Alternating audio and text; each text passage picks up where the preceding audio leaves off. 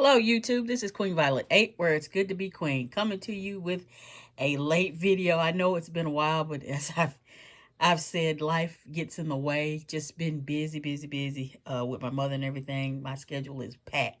Time I get up to the time I lay down, it's either feedings or turnings or hyperbaric or putting her on the elliptical machine or doing these hand exercises with this hand machine that we have to put on her. It's just a lot to do, but I thank the Lord and just ask him to give me strength to keep doing it. But I'm not going to hold you up on this video, but I'm going to tell you right now, you need to be running, not walking to Walmart. They are having sales right now. I picked up, this is the only game I bought, Live Alive. I got this game for only 20 bucks. It was on sale. They had like, what was it? I can't think of it. It was Story of Seasons or something, and it was like $9.95. And they had other games like Sonic versus Mario. They were like 10. It was a lot of $10 and $20 games there. So y'all need to get them while you still can. I think they even had what was it? Assassin's Creed was there for like 20 bucks on the Switch.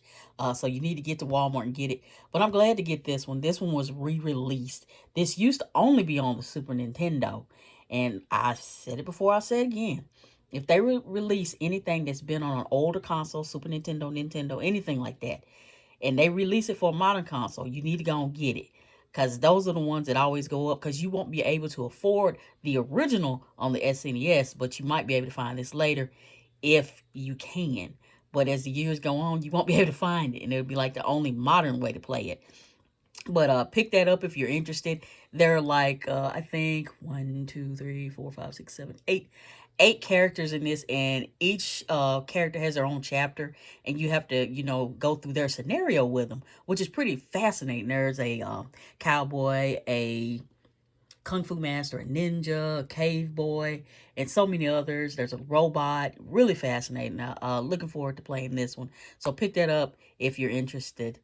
And now I'll get into all the stuff that, well, books, books, books, and more books. But I do want to talk about Stephen King's The Stand. I finished that book, y'all. I'm so proud of myself. 1,150 something pages. I can't remember. But I finished it. And I'm going to drop this on you real quick, and then we'll get to this.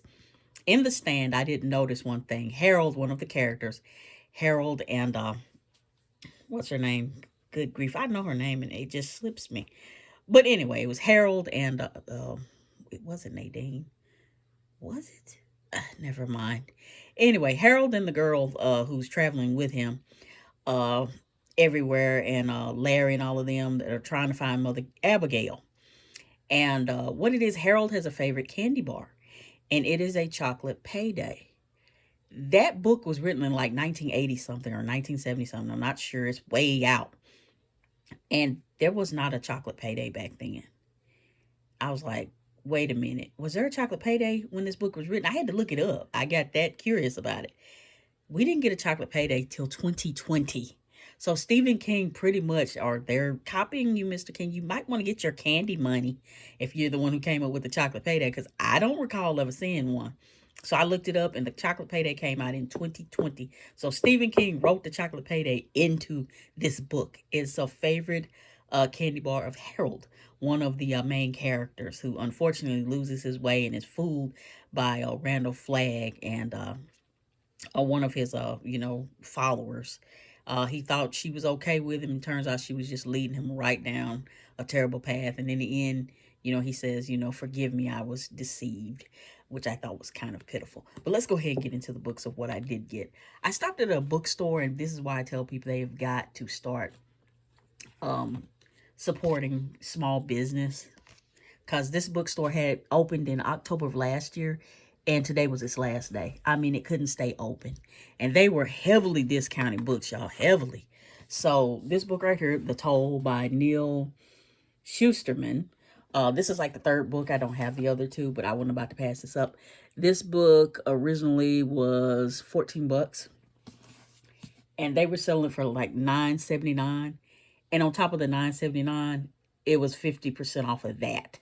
So they pretty much were just liquidating the mess out of their books. By the time I got there, they were almost gone, in the sci-fi fantasy. They had a ton of children's books left though. and a few more. But I mean, they were selling the bookshelves and everything because they couldn't, to try to recoup the losses. She said they just, people that wasn't coming in to read, anymore. I mean, the Kindle's taking over. You're on YouTube all the time. I'm inching off of it, y'all. I'm not as bad as I once was. I'm trying to get back to reading. I just started The Eye of the World by Robert Jordan. Oh, Tudor Ramble got me reading all these books. I'm gonna get into that in a minute. But I picked this up. But I just thought it was so sad that they didn't even last a year. Then I picked up Brandon Sanderson. This is my first Brandon Sanderson book. I have not read anything from him. And this is a Skyward Flight collection. It's got Sunreach, Redawn, and Evershore, which is pretty neat, actually. I was like, my goodness. I'm looking forward to it.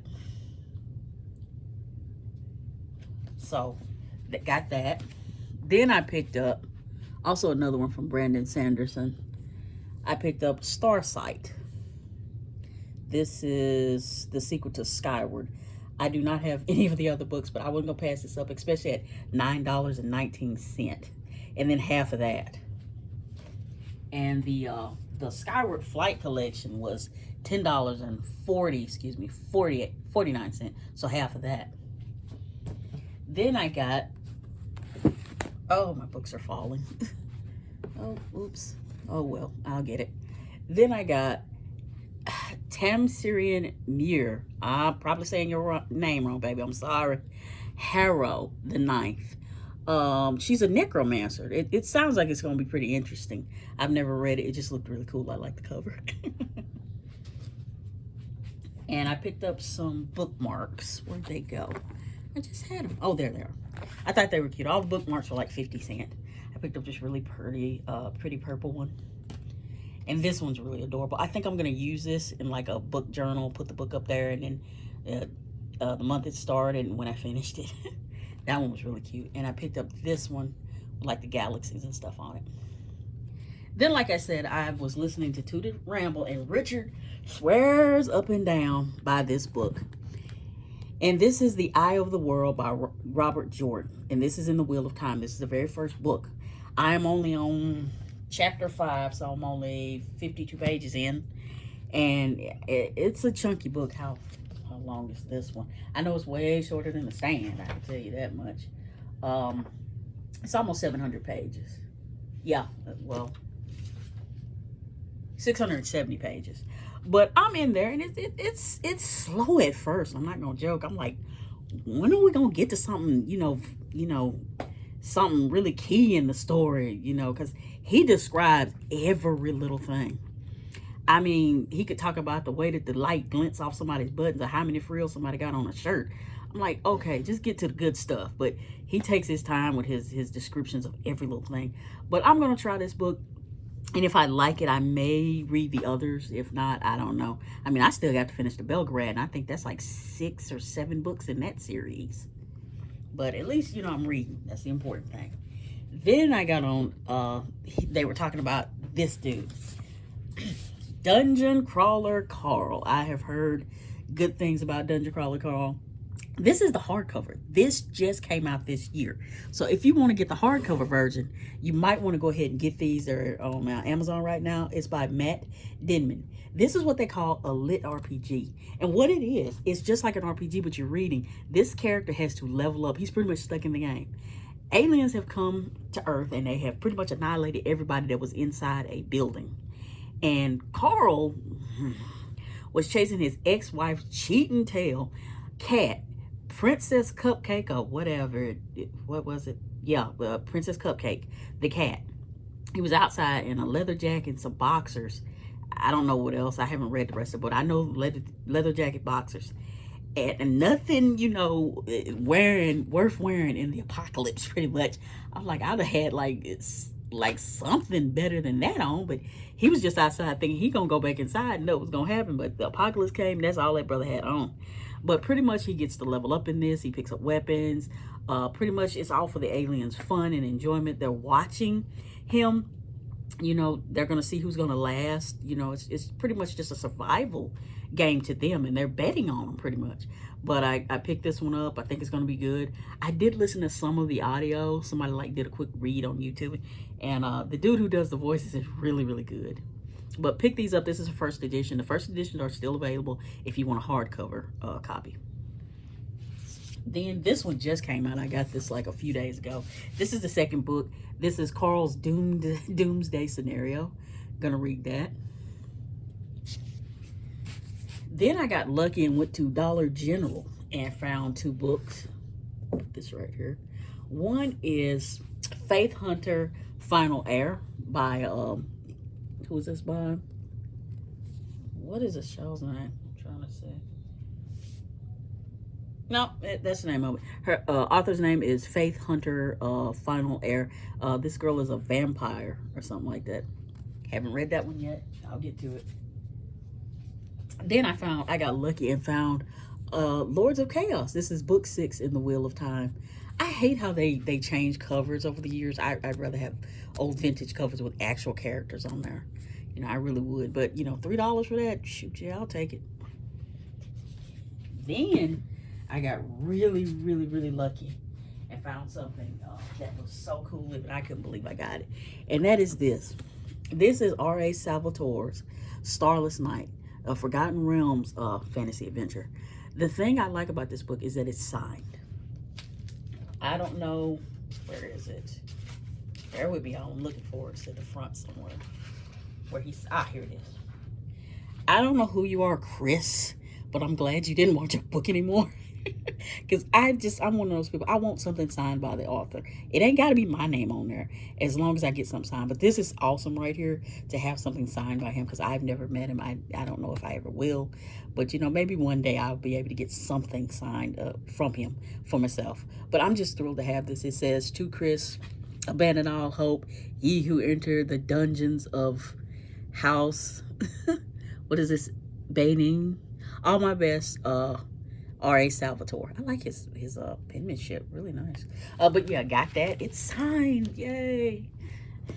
Then, speaking of my man, Salvatore, I've been hearing about Drizzt for like the longest, and I'm like, I'm going to read about him because he sounds really, really fascinating.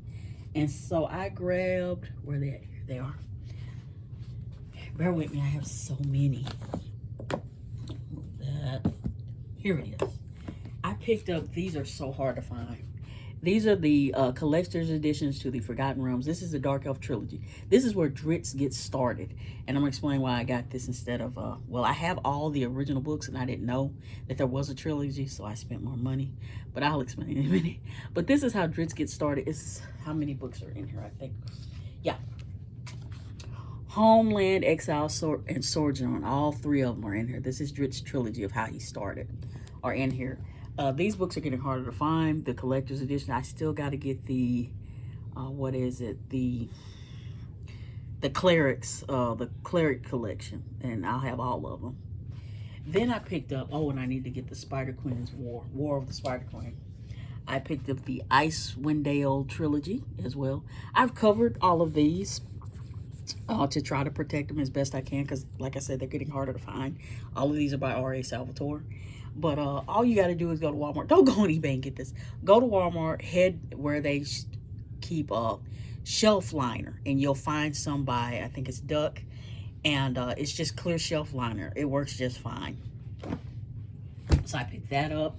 Then I got the last one I picked up, and I still got, like I said, I still got to get the clerics. I picked up the Legacy of the Drow, and really wanted to read it. I had started reading one of the books, and I was at the dentist's office, and I picked up one. I was like, let me see if I'm gonna like this. I started reading that book. I was like 20 pages in before I knew anything. I was like, oh, let me put that down, because you know I was in the middle of trying to do the Wheel of Time. I'm just trying to read one book at a time, y'all. Then I'm gonna get into what else I got. I picked this up yesterday, and I was surprised to find it. This is Dragonlance, and I think this is going to be really, really funny. This is the Preludes to Volume 2, Flint the King. And what's funny about this is Flint, I don't know how he got captured by these folks, but Flint Fireforge, paternal dwarven member of the Heroes of the Lance, returns to his sleepy boyhood village in the foothills near Solace and unexpectedly finds it's booming with commerce. When he stumbles upon the ominous source of this prosperity, he is pushed to his death in the beast pit. and saved by a gully dwarf along with interested female dwarf made their monarch against his will.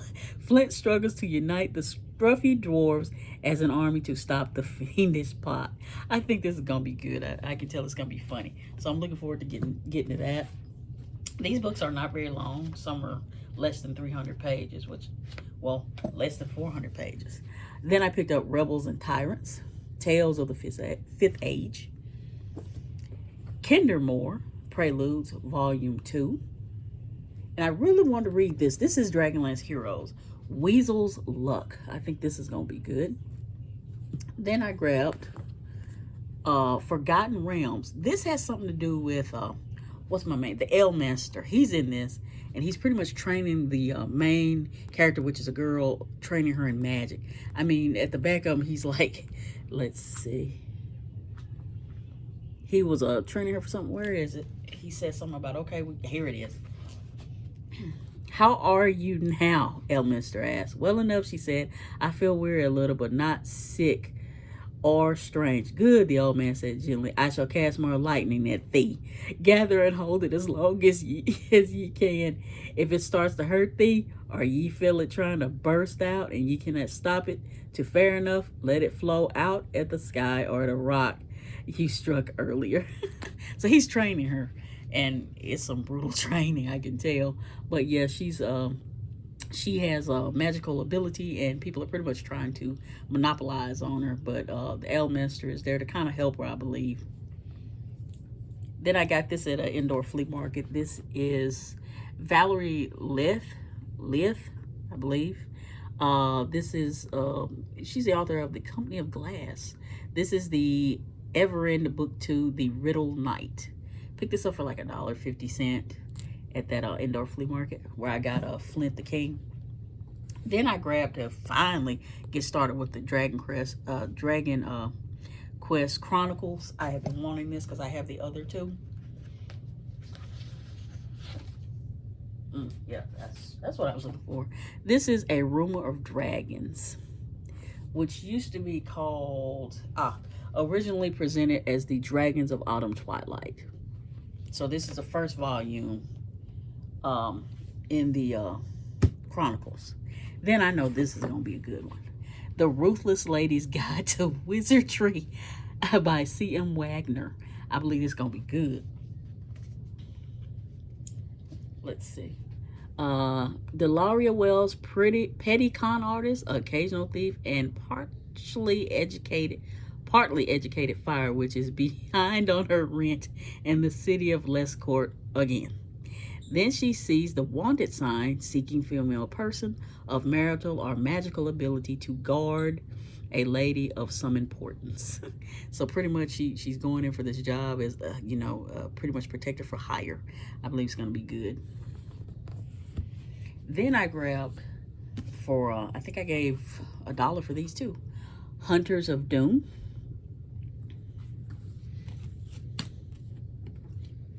The Butler of Jihad. Dune. The Butler of Jihad. Dune, The Machine Crusade. And Sandworms of Doom. I grabbed that. Those were all like $1. Then what I was saying about the Forgotten Realms, I had picked these up in a lot, and I didn't know that there was a trilogy. And I had picked up Exile. I really like the old covers. I picked up Exile, Homeland. Oh, I missed one Dune book.